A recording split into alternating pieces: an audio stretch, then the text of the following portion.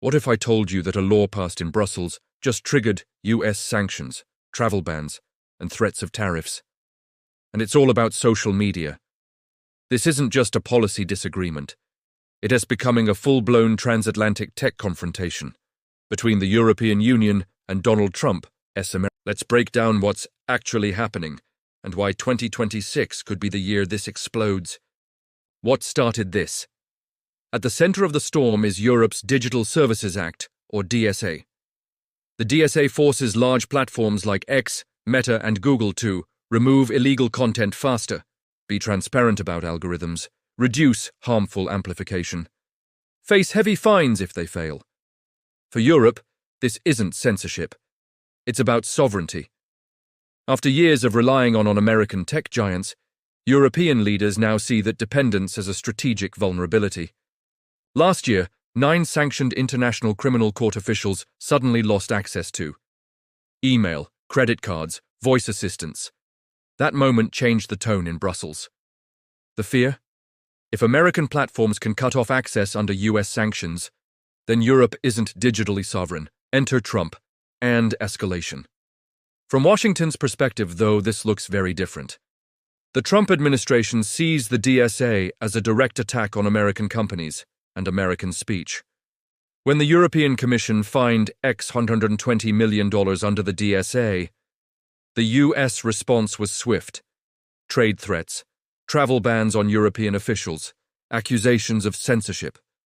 Some in Washington now frame this as part of a bigger cultural battle, and that's where this stops being a regulatory dispute and becomes ideological. So, why this is getting worse? Not better. Here's the critical part. This fight isn't about misunderstanding. Many people in Washington privately understand the DSA isn't a blanket censorship law. But politically, the idea that Europe is silencing Americans has become embedded in MAGA rhetoric. Meanwhile, in Brussels, leaders believe backing down would undermine democracy, weaken sovereignty, signal vulnerability, so both sides are digging in. And 2026 could be explosive. What's coming next? More investigations are underway in Europe. Major probes into X's recommendation systems, illegal content amplification, AI-generated deepfakes, and they're landing during sensitive elections in Hungary and Germany. That timing matters because in Washington, it reinforces the narrative that Europe is targeting American platforms for political reasons. At the same time, the US is considering new tariffs under trade law mechanisms. If those go through, we're not talking about rhetoric anymore. We're talking about economic retaliation. Could this turn into a trade war? If Washington sanctions European officials or companies tied to DSA enforcement, Europe has something called the anti-coercion instrument. Some call it the trade bazooka. It allows the EU to retaliate against countries using economic pressure. In the past, EU leaders privately threatened to use it, and the pressure worked. Now imagine that tool pointed at American tech firms.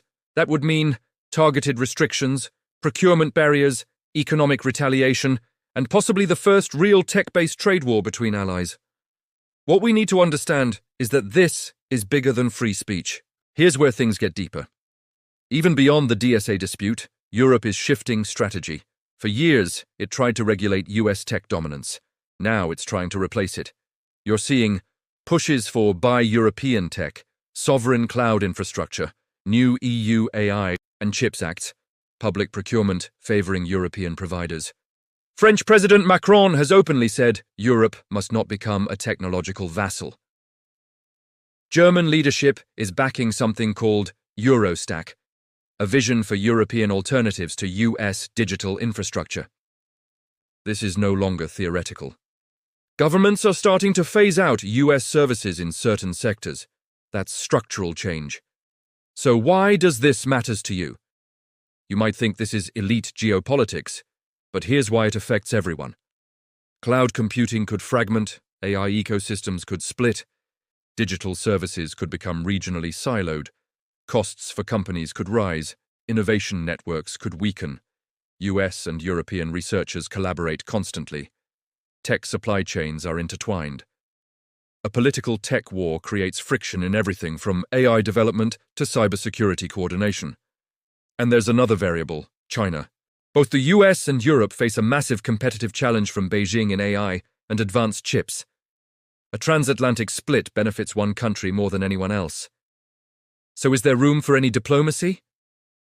Here's the uncomfortable truth. The more Washington pressures Europe, the more Europe doubles down on sovereignty, and the more Europe enforces the DSA. The more Washington frames it as ideological aggression. It's a feedback loop, and both sides now see backing down as weakness. This isn't just about Elon Musk. It's not just about content moderation.